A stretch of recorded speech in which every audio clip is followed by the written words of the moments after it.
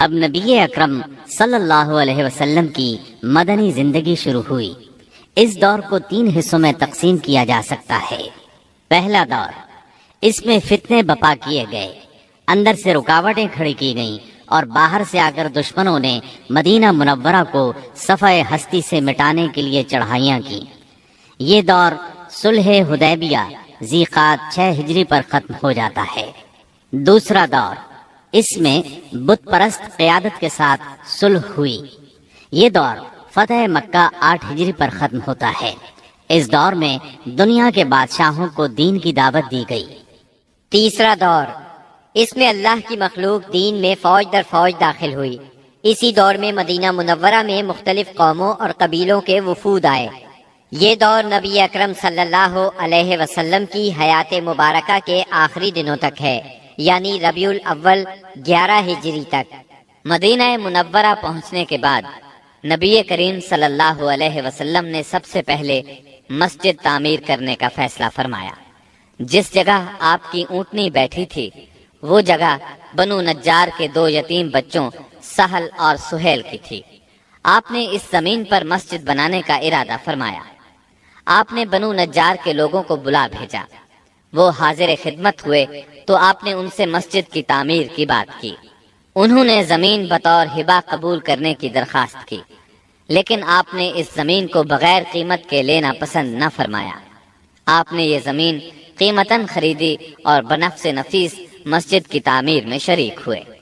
اس زمین میں مشرکین کی چند قبریں اور غرقد کے چند درخت بھی تھے۔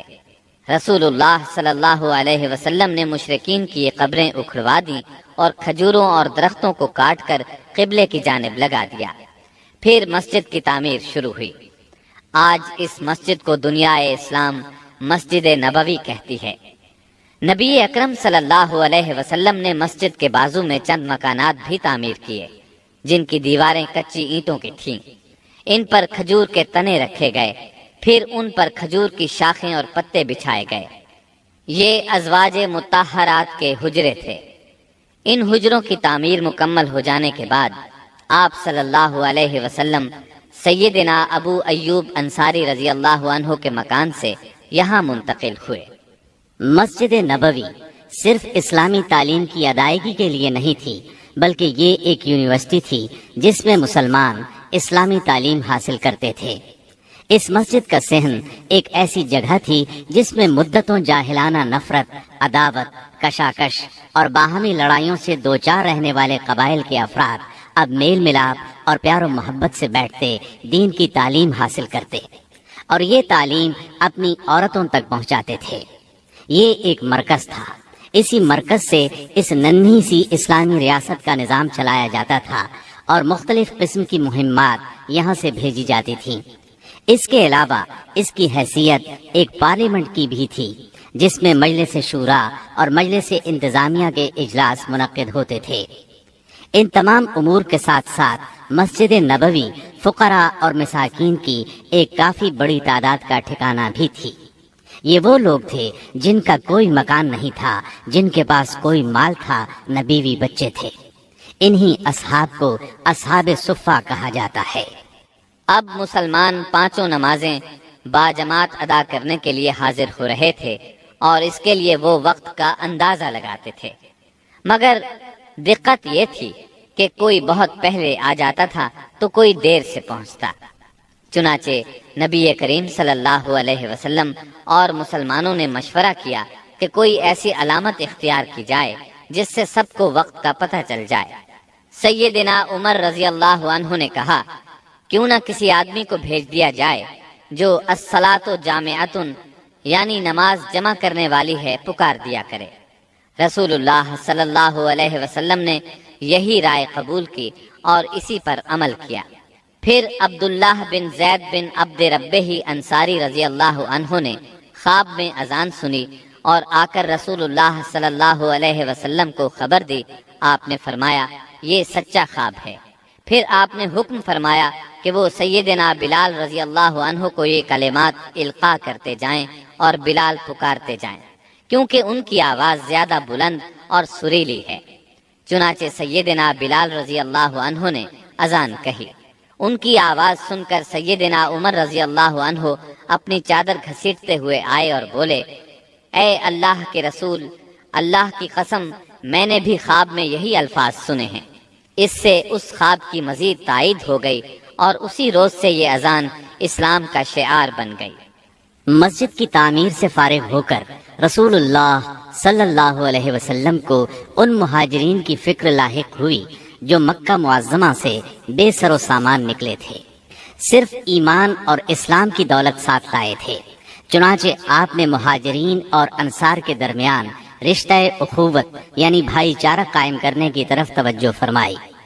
آپ نے انصار کو سیدنا انس بن مالک رضی اللہ عنہ کے گھر جمع فرمایا۔ مہاجرین کی تعداد 45 تھی۔ آپ مہاجرین اور انصار میں سے ایک ایک کو بلاتے گئے اور فرماتے گئے، تم بھائی بھائی ہو۔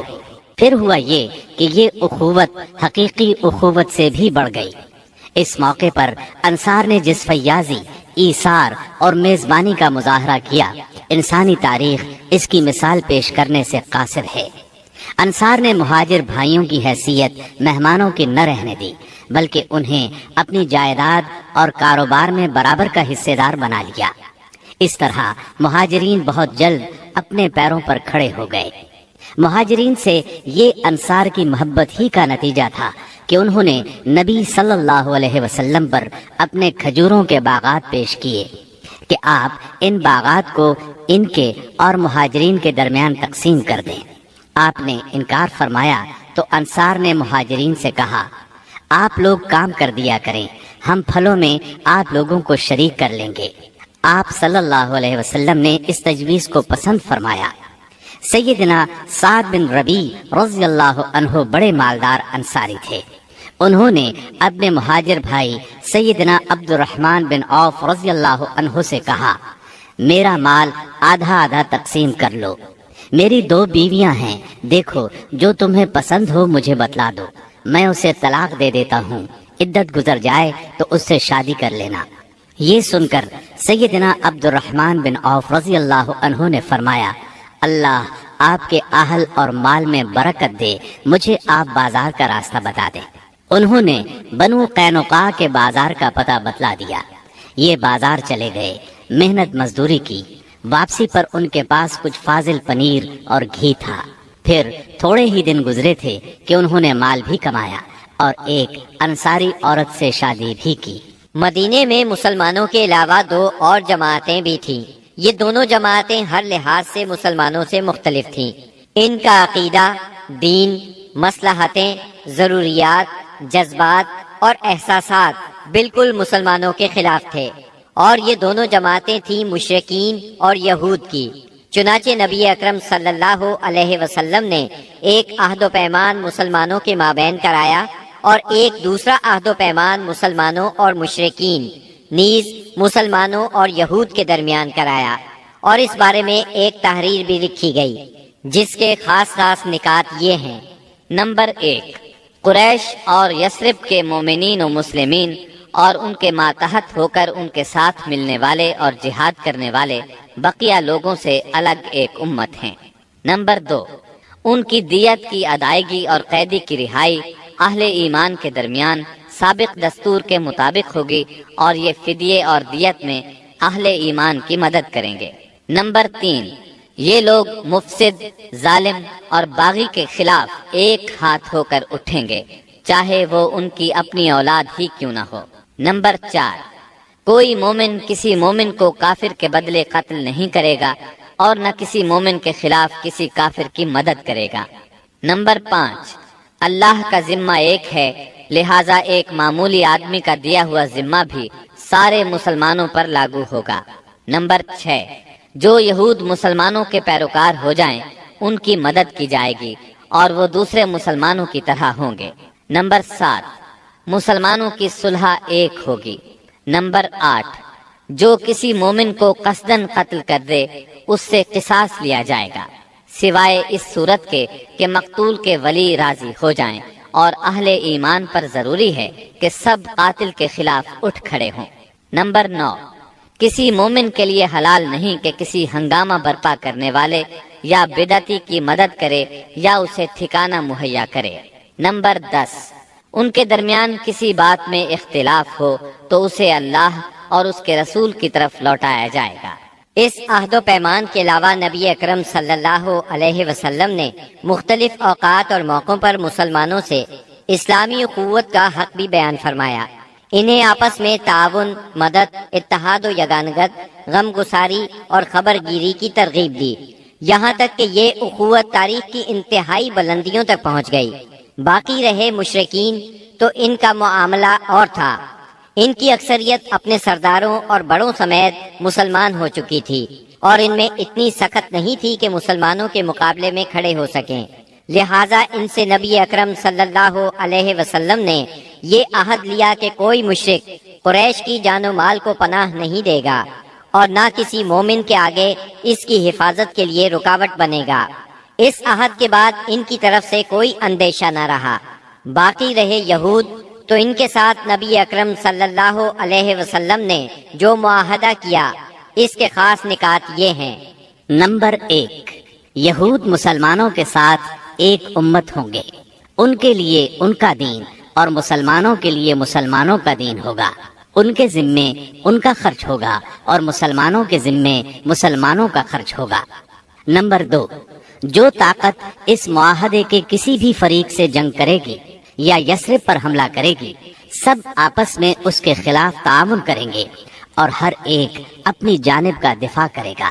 نمبر 3، اس معاہدے کے شرکاء کے درمیان خیر خواہی، خیر اندیشی اور نیکوکاری کے تعلقات ہوں گے، گناہ کے نہیں۔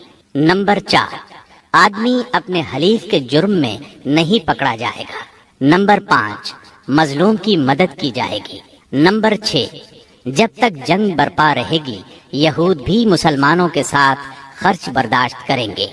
نمبر 7، اس معاہدے کے شرکاء پر یثرب میں ہنگامہ آرائی اور کشت و خون حرام ہوگا۔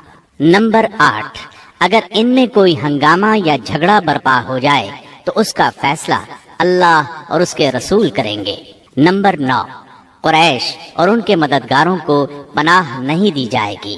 نمبر 10، یہ معاہدہ کسی ظالم یا مجرم کے لیے آڑ نہیں بنے گا۔